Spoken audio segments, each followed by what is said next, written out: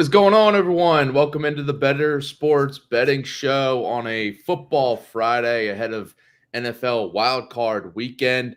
I got Howard Bender joining me back here on Friday's show. What's going on, man? How you doing? No, I'm doing all right, Servo. Got a betting article up on fantasyalarm.com. I got individual game write-ups for DFS purposes over there as well. So all the written content is there, and now I get to announce my picks here on the show.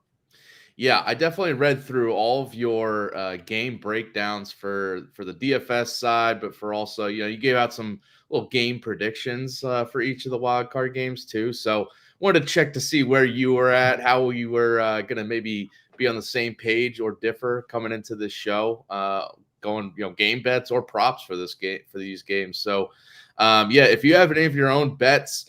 Throw them in here in the chat here on YouTube, whether you're watching Fantasy Alarm or Bettor Sports Network YouTubes. We appreciate you guys always joining all season long for the NFL. It's been a fun season, and yeah, now we're into the wild card weekend, and we got a lot of games to break down. We're gonna go game by game here. If you have any of your own bets you throw out, we can go back to some games, but. Going to go game by game, see where each of us are leaning, whether it's game bets or props for each of these. So let's start out with the first game of the weekend, which is on Saturday, tomorrow afternoon. It's the Browns-Texans is the first one we have here. The Browns are the slight favorites on the road for this one. Where are you going for your bets for this game? I mean, listen, I can't get it out of my mind after watching the Texans-Colts game in Week 18. It was a must-win for both teams, right? Must-win. Nobody's taking their foot off the gas at all. I can't help but just think about the 277 rushing yards that the Colts ripped the Texans' run defense for. And I look at the Browns' offensive line, and they've worked enough games without Jedrick Willis or Jack Conklin to know exactly what they're doing. They're one of the strongest rushing teams this season. I think they averaged like over 30 rushing attempts overall. I mean, per game, it was like crazy was what they were going on last 3 games or something like that. In any event, that's my concern here about Houston. They're a great team. I love CJ Stroud. My heart is there, but I'm going to take the Browns minus the 2 points here. And I'm actually going to take the over on this one here because I think once the Browns do start establishing that running game, I think it's going to open up play action for Joe Flacco to hit Amari Cooper, find Elijah Moore downfield. David Njoku is in a great spot here. So for me, I'm going to take the Browns. I'm going to take the over in this one because I think Houston will be throwing heavily in that second half. Yeah, I was going to stay away from this game from a game betting, but I do like your pick of the Browns here. That's the way I would go. We'll see if some more money comes in on the Texans because the spread has gone down. It's at -2 just for the Browns now. And if it does go down a little bit, like 1.5 or something, I might dive in there, look at the Browns money line because I think there's a reason they are favored here. It's as good as Stroud has been this year. It's still a rookie quarterback, making his playoff debut, and it's still a rookie head coach, in his first playoff action. And the Browns come in here. You laid it out offensively how they should have the advantage, but this is the elite defense in the NFL this year, and I feel like they're going to frustrate Stroud, who's he's been okay. He's been good since losing, Tank Dell, dealing with a lot of injuries in that receiving core. But if the Browns, just kind of pressure him and really frustrate him in this and, are playing with a lead, especially if it's like a full touchdown lead or something, I'd want to be on the Browns side for this one for sure. All right, prop bets for this game. I like David Njoku to go over his receiving yards for this, over 54.5 on BetMGM. He is having, a career best season here. Basically, been the number 2 pass catcher all year long. But with Joe Flacco under center, he has been a favorite target for Flacco. 6+ catches in 4 straight games now. Has had 90 receiving yards or more in 3 of the last 4 games with Flacco under center. Also has at least 55 receiving yards over this prop in 6 of the last 8, going back to even before Flacco was starting. And the Texans, as I saw when in your write-up for this game breakdown, noting that, I knew they had little struggles against tight ends this year, but allowing on average 64 receiving yards per game to tight ends. And Njoku, they rotate in a couple other guys behind him at tight end, but he is the pass catching tight end for sure in this offense. So I think he can go over this. I expect 60 plus for him to this week. Yeah, listen, I think it's a great bet. I'm a big Njoku fan. I'm using him in a bunch of postseason contests as well. I like Jerome Ford over 44.5 rushing yards. Listen, I get it. They'll work in Kareem Hunt for sure, but Ford, he's been up and down on this number over the last several weeks. It's always tough to really kind of dive into these last several games of the season and where teams have been at. Cleveland had locked in their playoff spot. They had at least locked in a playoff spot, I think, even before week 17 even started there. So I think that the offensive line is going to open up holes. I think that this defensive line for Houston is getting a little tired and they got pushed around. So give me over 44.5 rushing yards for Jerome Ford.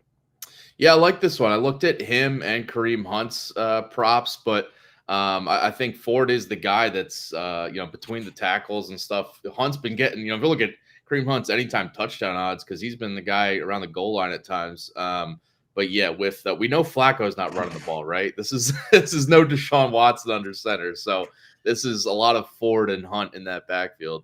All right, so that's Browns Texans. Should be a really entertaining game to just kick off Wild Card Weekend for sure.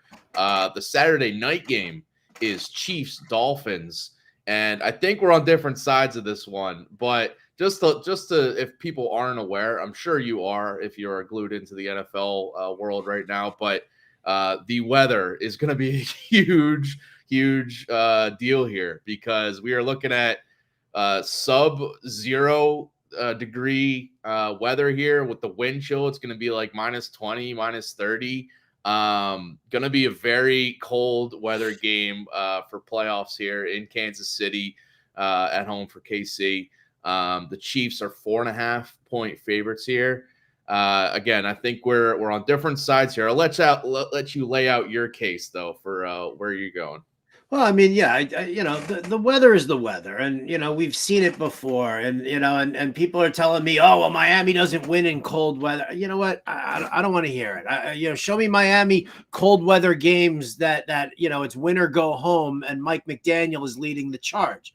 The Chiefs are a flawed team. I love the Chiefs. I love Mahomes. I love Rashee Rice. I love Travis Kelce. I love Isaiah Pacheco. This team is a flawed team, though. Like the pass catching, you think about this, all the drops that the Chiefs have been dealing with, the colder it gets, the worse that's going to be. So, I sit here and I look at this and I say, with weather like this, you got to go to the ground. You have to ground and pound it. You really have to assert that dominance at the line of scrimmage.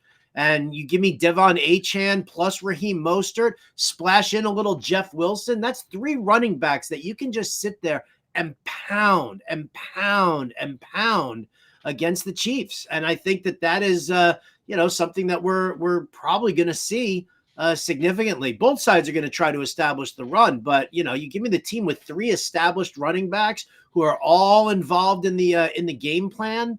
I'm kind of just leaning in that direction. So, I mean, listen, I hope that the Dolphins win it outright. You can splash a little on the money line if you want, but I think this game stays close enough that the Dolphins get, give me those 4.5 points. I also think it's going to be the under. So I think it's going to be a close game. I think it's going to be the under. And, because what's the under? Like 43 or something like that? 43 and a half? I think it's at 44. I see it on BetMGM. All right. So 44. Yeah. Give me the under on that one for sure. I think we're going to chew up the clock a lot. I think we're going to keep it moving the entire time. And I'm just going to favor the Dolphins here with the points. I'm totally with you on the under for this. Just with the weather situation, I expect both offenses to really try to ground and pound, as you were saying, just establish the run early for sure. And but I got to go the other way. I'm with the Chiefs on this one, and I'm not scared of the 4.5 spread.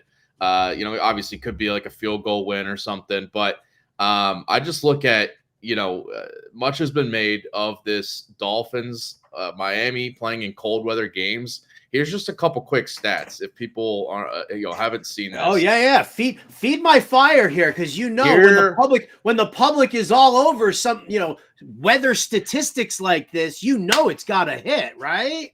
Well, you're on the side of it's due then, I guess. So we've been arguing against that all year. I'm of the side of it's win or go home right now. And, listen, you knew it was going to be cold coming in there. So if Mike McDaniel didn't prep his team for this kind of cold, this kind of action, well, then that's on him. And then the Dolphins deserve to lose. Well, on that note, I did see a quote from Tyreek Hill today saying that it's like talking about how it's a mentality thing. If you think it's going to be cold going in, then it's already going to be in your head and affect how you play. You just have to kind of tell yourself it's not cold. Like, don't even think about it. He said that him and a lot of the guys aren't going to wear sleeves for this game. So that's going to be fun for them. But here's some quick stats, because I just can't ignore this. The Dolphins, in their last 10 games, in sub 40 degree temperature games, 0-10 straight up. They've lost 10 straight now. When was the last game played? Oh, I don't have that right now, but well, I mean that's a huge deal, man. I mean it was probably in Buffalo or New England. Was the game 1972? Was the game No? When was the last time that the Dolphins played in sub 40 degree temperature here? Let me wait. I do have this real quick. I mean, if you're going to quote me a stat, man, I need to know exactly when that last loss was. That's totally fair. I'm trying to pull it up right now. That's okay. Live show. This is great content. Well, let me just talk while I have. I'm going to pull that up because it has been recently. Just to say that you can look it up when I give my prop. How about that? There you go. Okay. Well, real quick. So Miami sub 40 degree temperatures. This is gonna be sub 0 degree temperature. Let's just say that. But this is also Tua making his NFL postseason debut. I can't ignore that. Which is going on the road to a Chiefs team they got a home game at least to start the playoffs, and at home in the wild card and divisional round. Over the past the past 6 since Mahomes started for the Chiefs, going back to like 2018 or whatever. The Chiefs at home in these wild card and divisional games, 6-0 straight up and 4-2 against the spread, and all 6 wins have been by at least 5 points.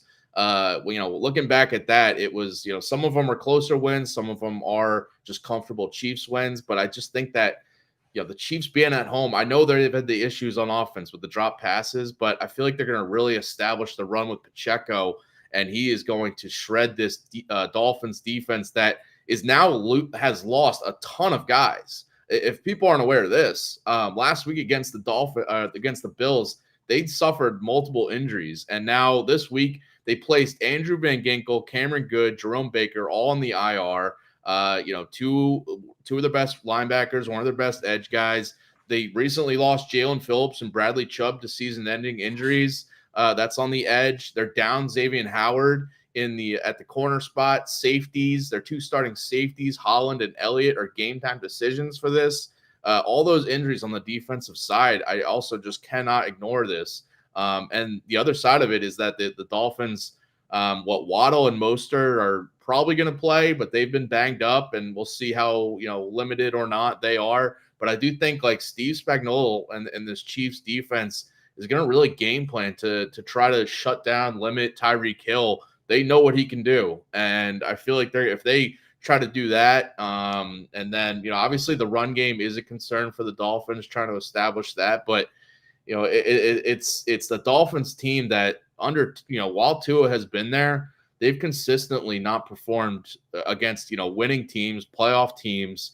And I worry about that in this spot going on the road where, again, Tua's first playoff game for McDaniel as head coach, going against the Chiefs team that's done it, that's proven it at home. I just think this is a familiar spot for Mahomes and the Chiefs. Weather aside, I think that this is a Chiefs win by at least a touchdown. All right. Well, listen, I'm not gonna. Yeah, there's no sense in debating it. You've got your pick. I've got my pick. Looking at Yeah. the props for this one here, Travis Kelce over 5.5 receptions. For me, I'm getting plus 105 on it from BetMGM. I mean, listen, if it works out the way I think it's going to work out, or if if the game goes the way that game flow wise, then the Chiefs are going to be throwing in the second half, and when it all comes down to it, he's got to look for Kelce. Mahomes has to throw to Kelce in order to make that happen. I mean, Rashee Rice is great, but the other pass catchers are all, a little on the suspect side. So give me the over on 5.5 receptions for Kelce. Yeah, Kelce steps up in the playoffs for sure. I'm with you on that. I got to pull up the stat here. So the last 3 games that the Dolphins have played in colder weather games here, January 2nd of 2022 was at the Titans. It was a 34-3 loss. December of 2022 at the Bills, it was a 32-29 loss, so a closer loss there. And then January of 2021 at the Bills again, it was a 30-point loss against Buffalo. So this is the last few years here. Yeah, okay. Yeah, it is. It's definitely 2 of those 3 games against the divisional opponent. Okay. Listen, we'll see what happens, dude. We will see. I get it. I get it. You're on the side of the public. That's totally cool by me. I mean, listen, I don't see either one of these teams winning the Super Bowl this year, so I'll take my Dolphins with the plus points, and we'll just go on from there. Do you have what's your prop for this one? Yeah, either way, both these teams have to go through Baltimore in the end. So right, I mean, come on. Without what on the prop side of things for the Chiefs, I'm on 2 picks here for Isaiah Pacheco. I'm going over on his rushing yards and over on his rushing attempts. 64.5 is the rushing yards, 15.5 is the rushing attempts. I just think that these cold temperatures, the wind is going to lead to the Chiefs leaning on the ground game here. And listen, tell me who wants to tackle Pacheco running hard with it being this cold. I just feel like this dude is going to be breaking tackles. He's going to be running through arm tackles. And I just look for the Chiefs to feed Pacheco a lot in this game. And with the Miami defense dealing with all those injuries, especially in the linebacking core and on the D line, I just think that's going to come back to bite them a little bit with Pacheco having success on the ground. Also, possibly down a safety or 2 for this game as well. But Pacheco, he's been over this rushing yards prop, 65.5 in 4 of the last 6 games, with the Chiefs giving him more work. He's had at least 15 carries in 5 of the last 6 as well. And he's had 100+ rushing yards in 2 of the last 3 games here coming into the playoffs and averaging 16 carries per game over the past 6. So give me the double dip on Pacheco's props, his rushing yards and rushing attempts for this. Yeah, I can dig it. I think rushing props are definitely the way to go, and for this action. All right, the next game we'll get to here, Steelers-Bills is the final AFC game here this weekend. The Bills are 10-point favorites at home here. Another game where it's going to be snow possibility, but very cold temperatures, wind potential as well. This is going to be another bad weather game. It's a low total as well. Where are you going with this game? I think for this one here, I think I have to tilt to the Bills, right? I just, they're the better team. I can't get behind Mason Rudolph, and I get it. You're going to have some weather in this one too, and it's going to be cold, and maybe there's going to be a chance of snow. But when it all comes down to it, I think that, Pittsburgh is really kind of, they backed into the playoffs a little bit there. Yes, they won their game, but the Ravens were, throwing their second string out there, their third string out there. So, I'm not buying Rudolph. I think they'll try to run the ball effectively against the Bills defense. But overall, I got the Bills covering the 10-point spread, and I got the under on this one too. I think that they'll end up, I think this can be this is going to be like a 28-10 type of a situation. I'm with you on the under for sure, because this is the bad weather game, obviously, but I just think that both offenses are going to lean on the run. Definitely with the Steelers, with Najee, as they've been doing lately, and James Cook being the lead guy, and just this power run game for the Bills. I do think the Bills should win this game. So I'm with you on that too. I mean, I think the Steelers just kind of like backed into the playoffs. And by the way, the total is at 34 now. So it has gone down. So your 28-10 final score is hitting the over there. Is it 34? It's been dropping. Yeah, it's going down. Jesus. So, but I still think this could be like a 17-10 win for the Bills, that wouldn't cover your spread. But I don't see the Steelers scoring much in this game. I just got one. I might have to tilt to the over on this one then. Oh, going on the over now. All right. I don't know. I'm thinking about it. I think the Bills cover the spread. Right. So then it's just a matter of like, do they give up the garbage backdoor cover there or not? So the spread is on BetMGM now at 9.5. So if you want to grab that to get the 10-point possibility of the win there for the Bills, you can jump on that. It might go back to the Bills side and go up to 10 again by the time kickoff comes on Sunday. All right, my pick for this game, I'm going with just a prop here, and that's James Cook over his rush attempts. Similar to the analysis I just gave with Pacheco, but I just think that the bad weather, the snow, the cold, windy weather is going to just result in the Bills leaning very heavily on the run in this one, especially if they are playing with the lead. I just think that Cook is going to get a ton of work in this game. I don't think, last game against the Dolphins in that basically, AFC East division title game, we saw Josh Allen take on a bigger rushing role, and in the big games, he's done that. But in this spot, I don't see him running as much. I see Cook just getting a lot of work. And the Bills have been a run-focused offense since Joe Brady took over as offensive coordinator. In the games since Brady took over as OC, Cook is averaging 17 carries per game. And he's had at least 16 rush attempts in 5 of the last 7 coming in this week. He's had 25 and 20 carries in 2 recent games. So this just points all over to Cook going over his rush attempts. Okay. Yeah. I mean, listen, I love what's happened with James Cook. I absolutely love what's happened with Cook. And I think it's a much more balanced offense. And, sorry for all those Stephon Diggs fans out there who don't agree with the methodology, but it's helped them win.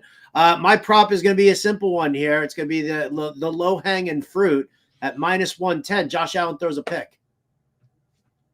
I mean, this is cashing left and right this season. I don't even know if I need to give analysis on this. Josh Allen's going to throw a pick. Yeah. And if he doesn't throw a pick, then he doesn't throw a pick. But listen, I don't even need to go into it now. The only reason he wouldn't throw a pick is if the Bills only throw it like 10 times in the game. Right. And even then, he'll still throw a pick. He might still throw a pick. He'll still throw a pick. All right. So that's Bills Steelers. All right, let's go to Packers Cowboys now. Cowboys are 7-point favorites. The total's at 50.5 for this one. I'm going over on this game. I like the over 50.5. I just think that this is going to be offenses on both sides setting the tone in that dome, in the Jerry Dome. I just expect it to be higher scoring. The Cowboys at home this year, averaging a league best 37 points per game. The over's gone 5-3 in their home games. The Packers defense ranked 29th in DVOA this year, struggled against some good offenses when they faced them. So I expect Cowboys to have success on offense. The other side, I do think the Packers are going to just, be a little feisty here and really push the Cowboys to keep scoring on the road this year. Packers games went 7-2 to the over. So when they got away from Lambeau, their offense kind of woke up a little bit more. They averaged the 4th most points in the NFL this year on the road, 25 points per game. And the Cowboys defense, as good as they've been at times, they've shown some cracks against some better offenses this year, some better teams. So I think the Packers have found something lately with Aaron Jones healthy, that they've had a very strong run game, and it's made Jordan Love more comfortable in the pocket as a passer, throwing, his connections with Jaden Reed, with Datavion Wicks has all gotten stronger in these this last half of the season. And even though he's on the road making his postseason debut, I just think that he's gonna still do enough here to push this game over. So yeah, give me the over in this one. Yeah, I like the over in this one as well. And I'm gonna back the Cowboys minus the 7 points here as well. They're undefeated at home straight up. They are 7-1 against the spread in home games this season. I mean, it's just, I'm gonna keep going with the chalk there, despite the fact. Shout out to my buddy Trace, who actually you probably remember Trace from he was my boots on the ground reporter when I was doing the Sunday night show. He called up the other day and was like, Jim, the Cowboys couldn't possibly lose, could they, Jim? Right? He was what did he say? He was like Jordan Love, Summer of Love. What was the Summer of Love concert? 1967. 1967. Who won the Super Bowl in 1967? The Green Bay Packers won the Super Bowl in 1967. He did this whole little progression, which was absolutely fantastic. But I'm not going to go against Cowboys, covering the spread here. I'm not going to go against the over. I agree with you. I think both teams are going to put up some points. But to throw a little love my boy Trace's way, I'm going to take the over on Jaden Reed's receptions. It's over 4.5. I'm getting it at plus 105.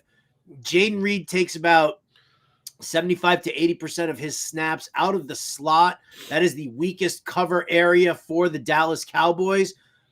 Jordan Lewis does all of that. I was trying to explain this to Jim yesterday, that Stephon Gilmore doesn't move off of his side of the field. Or if he does it he's like 85% of the time he's on the left side of the field, and he's like 4% of the time, in the slot and 7% of the time on the right, So I'm like, they don't do shadow coverage there. Will that possibly happen? Did they pull Stephon Gilmore and put him onto A.J. Brown in that game against the Eagles when Brown was just destroying Deron Bland? Yeah, absolutely.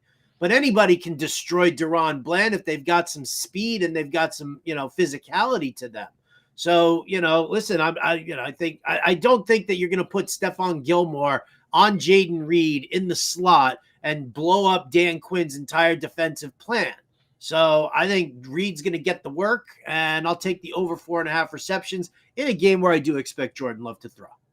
Yeah, I think, the Packers should be trailing this one, and it's going to be just leading to more targets for Reed and others. I'm staying away from the spread in this one. I like the over, but I'm staying away from the spread because I agree with you. I do think the Cowboys should win this, and their against the spread record at home this year has been remarkable.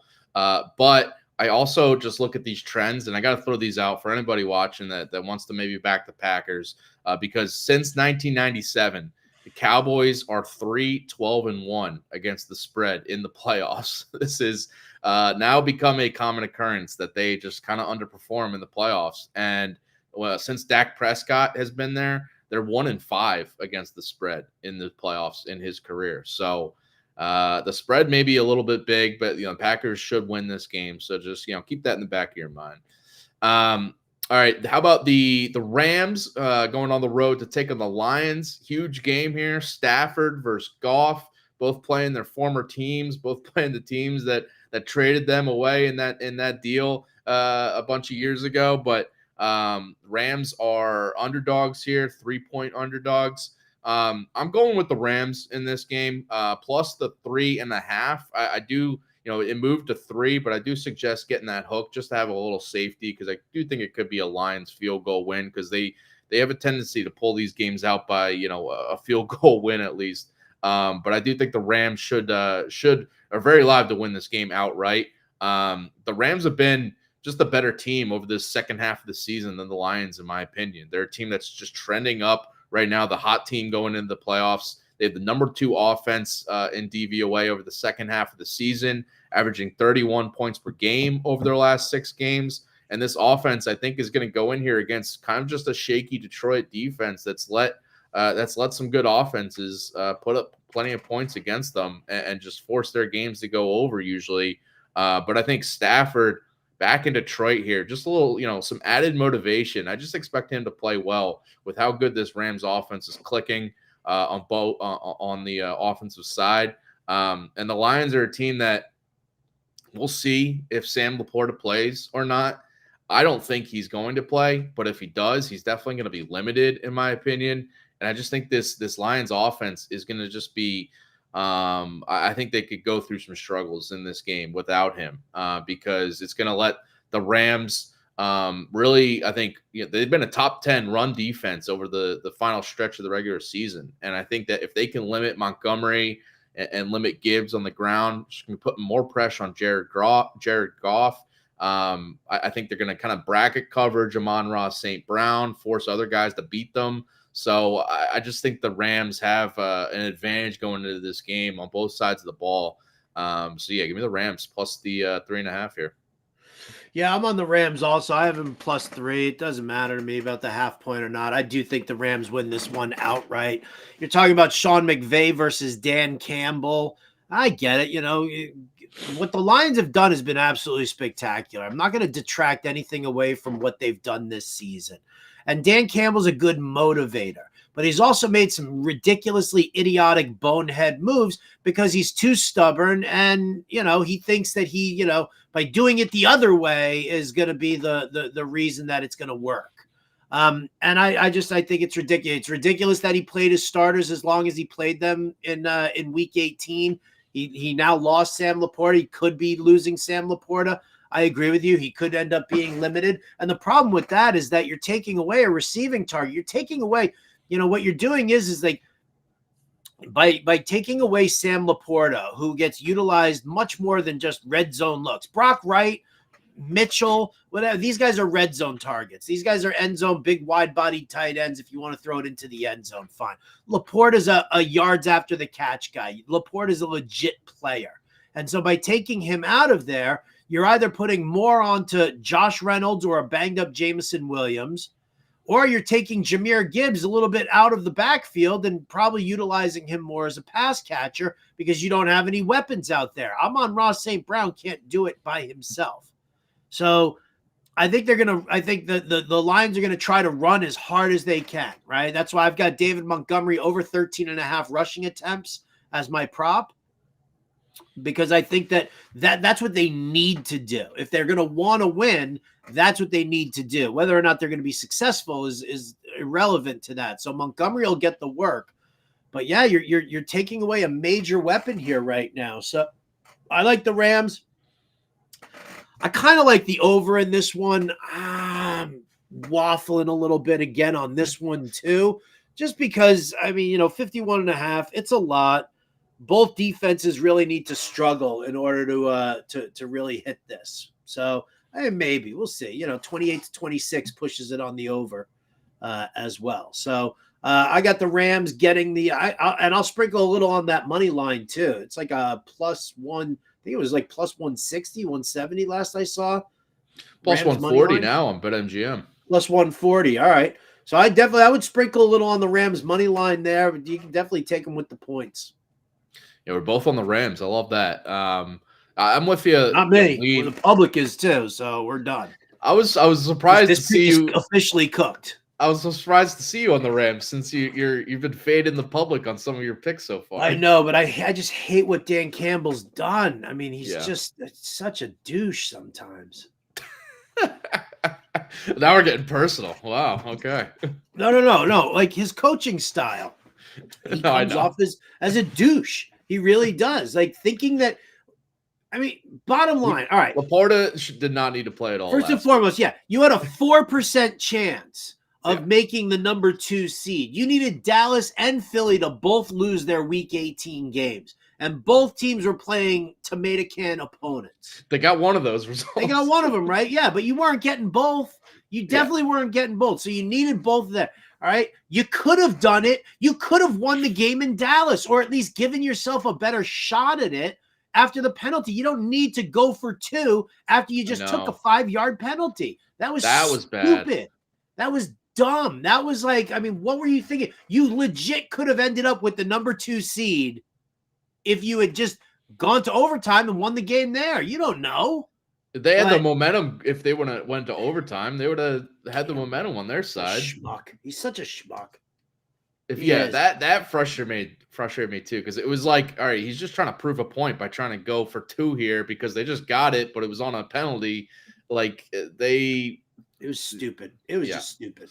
I'm with you. Well, so you were saying how the Lions will probably operate on offense, whoever needs to step up now, and that's where I'm going with one of my bets.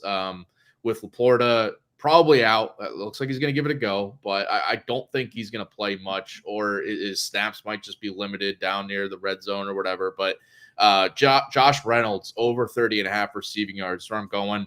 I just think he's going to be one of those main guys. Him and Gibbs, as you were saying, Gibbs used in the slot, but I think Reynolds for sure is going to need to have a better game here. And last week, after Laporta got hurt, we saw Reynolds have 5 catches for 44 yards.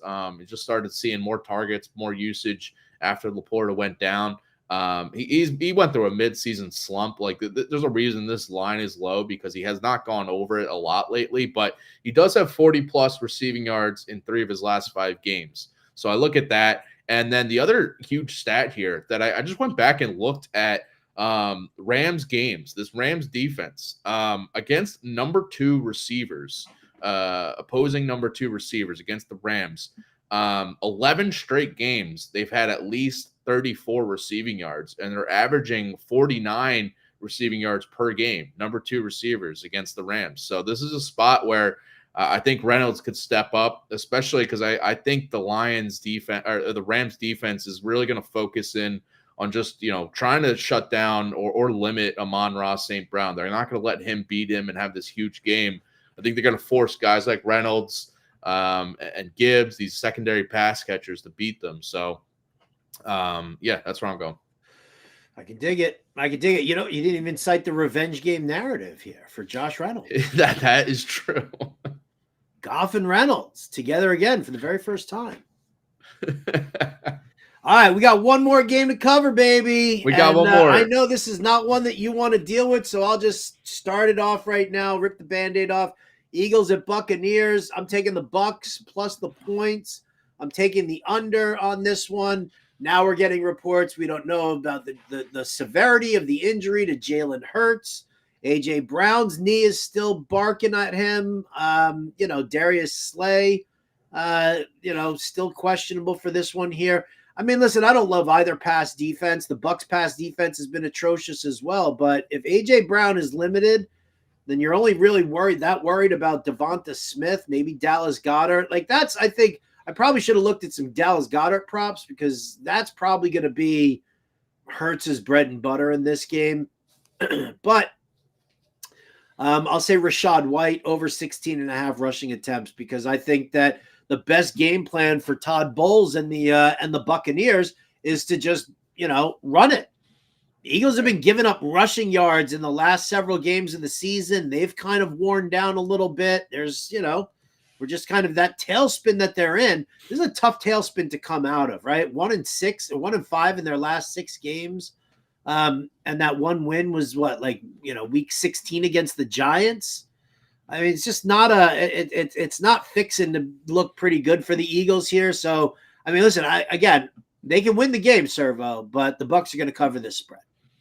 Listen, as I think I told you on Monday's show when we were giving our little quick previews of these games, I don't expect the Eagles to win this game at all.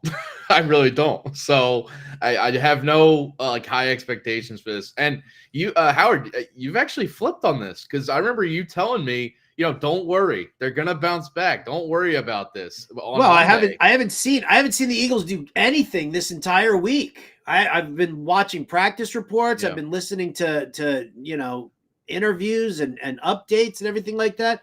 And all I hear is that, this finger injury, maybe I shouldn't have played this game. Maybe I shouldn't have done, when I start hearing that, it's not really boding very well for your Eagles. Listen, the vibes are low, and there's going to be coaching changes this offseason for sure, especially on the defensive side for the Eagles. I feel like this team is kind of quit this past last few weeks. So again, I don't have expectations for them to win this game. I'm staying away from for now the spread or the total until we get some more clarity, because this is Monday night. So we'll have a show on Monday before this game. So I'll dive a little bit more. Right. and maybe throw out a pick on the spread or total once I see like, all right, what are we really dealing with Hurts, AJ Brown. But on the Buccaneers side, I want to get these two in for sure right now. And that's Cade Otton, double dip on Cade Otton, the tight end for the Bucs, over on his 2.5 receptions and over on the 21.5 receiving yards. Because the Eagles against tight ends has been a struggle for them all season long. It hasn't gotten much better since they brought in Kevin Byard and Shaq Leonard. They've allowed at least 3 catches to a tight end in 10 straight games now, and at least 22 plus receiving yards, usually more, to a tight end in 9 of the last 10 games now. So this is just kind of one of those tried and true pretty much every single week. They are allowing a tight end to have a better game than what these props are. Not a huge game sometimes, but these are just low numbers. 21.5 receiving yards, 2.5 catches. These are low. Even though Cade Otton hasn't been consistently putting up numbers, he's not a huge part of the passing game. But he does have at least 30 receiving yards in 7 of the last 11 games, and he has at least 2 catches in 10 of the last 11. So he's been hovering right around these props anyway. But I think the matchup for sure just kind of points for him just going over both these. All right. Attacking the Eagles defense with the tight end. Yeah, that's what I'm doing. Been bread and butter all year long. So, all right. I mean, listen, we can rethink our Monday Night Football takes. We'll see what happens with the news cycle over the weekend. But other games all locked in. Yeah, we would definitely get the Saturday, Sunday games locked in. But on Monday's show, we'll kind of review these, but also we'll dive a little bit more deeper into Eagles Bucks for that Monday night playoff game. So should be fun, man. Howard, thanks for joining in here on a Friday. I know you've been a busy man over at Fantasy Alarm, Bettor Sports Network, but I appreciate you joining in here to talk some ball, to talk some football for this wild card weekend, man. Let's get it, baby. Let's get it. Come on. Football season does not end until the Super Bowl is over. So I'll be here every Friday until and then it starts up for next year. So I won't be around. Okay. Hopefully I'll be dead by that point. I hope not. We need your takes. All right. So I might have to walk my fat ass into some oncoming traffic. Oh, don't do that. Don't do that. All right. Appreciate everyone tuning in on a Friday here. Good luck to all of your own bets you got going this weekend in any sport, not just NFL. Again, we'll be back on Monday to talk some more Eagles Bucks and kind of review all this. 2 p.m. Eastern is the new start time for the show, if you haven't noticed that. Coming up later tonight, 5 p.m. Eastern is the NBA DFS live show with Pemba and Grande. So jump in there, get your NBA DFS advice for tonight's slate. That's about it for us. We'll see you guys on Monday. Have a good weekend. Good luck with all your bets, and we'll see you guys later.